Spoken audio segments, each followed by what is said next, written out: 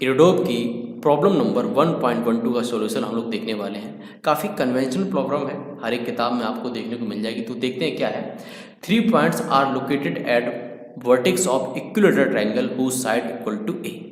They all start moving simultaneously with a v constant in modulus, with the first point heading continuously for second, the second for the third, and the third for the first. How soon will the point conserve?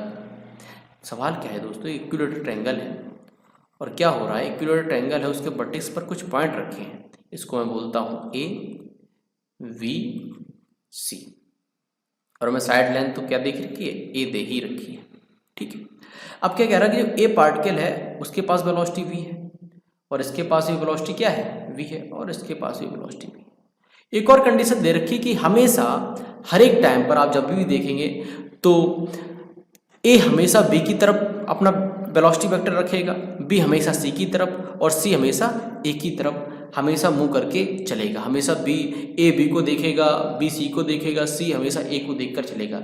यानी कि कुछ देर बाद अगर ये यहाँ पर पहुँचा है और ये पार्टिकल यहाँ पर पहुँचा है तो ये कुछ इस प्रकार से इसका वेलोसिटी वेक्टर होगा, और ये तब तक यहाँ पहुँच गया होगा तो ये इसको इस तरफ देखेगा, और ये C देखेगा A को इस तरफ, और कुछ देर बाद ये फिर यहाँ पर होगा, ये यहाँ पर, ये यहाँ, तो ये भी फिर इसको ऐसे देखेगा।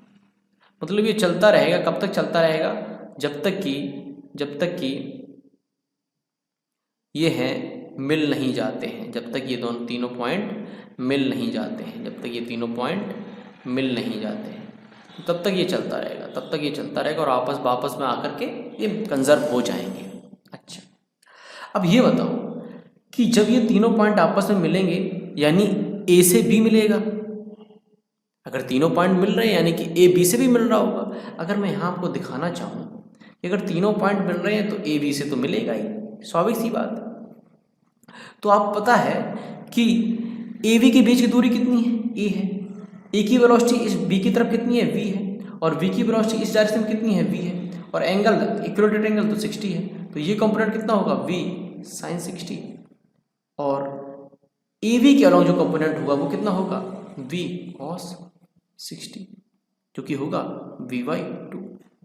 ठीक है, आपको पता है अगर ए और बी को मिलना है, इनके बीच की दूरी ए है, और इसी के अलॉन्ग जो इसकी रिलेटिव वेलोसिटी है अगर वो हमें पता चल जाए तो हम सीधा करेंगे t = a अपॉन जो हमें वेलोसिटी, हमें रिलेटिव वेलोसिटी मिलेगी वही हमारा क्या होगा, टाइम होगा। सीधी बात है, हमें ए और बी को मिलाना है, इनके बीच की दूरी ए है। अगर हमें ए वी के अलॉन्ग रिलेटिव वेलोसिटी पता चल जाए, A velocity of A with respect to B हमें पता चल जाए ए बी के अलॉन्ग, तो हमारा काम हो जाएगा।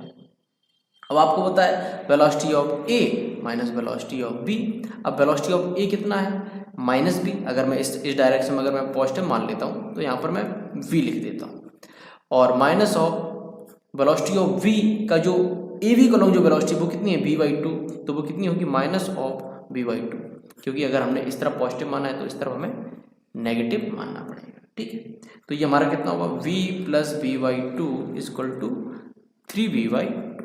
ये हमारे पास वेलोसिटी आई, velocity of A with respect to V, A V के अलॉन्ग 3v/2। अच्छा, अब टाइम हमें निकालना है। हमको पता है कि दूरी तय करनी है इसे a, और वेलोसिटी इसके पास है 3v/2, तो 3v/2 तो हमारे पास आएगा 2a/3v, 2a/3v, ये हमारे पास आएगा। क्या आपको समझ में आया? रिलेटिव मोशन से सवाल करा है। सवाल में क्या है, कब ये कंजर्व होंगे, हमें सीधा पता है कंजर्व तभी होंगे जब ए बी से मिलेगा और बी सी से मिलेगा। तो मैंने सिर्फ ए बी का फोकस करा और देखा ए की वेलोसिटी ए बी के अलॉन्ग बी है, और इसका एक वेलोसिटी का कंपोनेंट ए बी के अलॉन्ग v/2 है। तो मैंने ए पर बी पर बैठकर ए को देखा तो वो हमें आता हुआ दिखा 3v/2 मीटर पर सेकंड वेलोसिटी से 3v/2 वेलोसिटी से हमें आता हुआ दिखा, और उसे दूरी तय करनी थी a, तो टाइम निकालना कितनी बड़ी बात थी, डिस्प्लेसमेंट अपॉन वेलोसिटी। इस तरह से हम लोग निकाला, रिलेटिव मोशन से आप कर सकते हैं। ठीक है, इस तरह से हम लोग इस सवाल को सॉल्व करेंगे। चलिए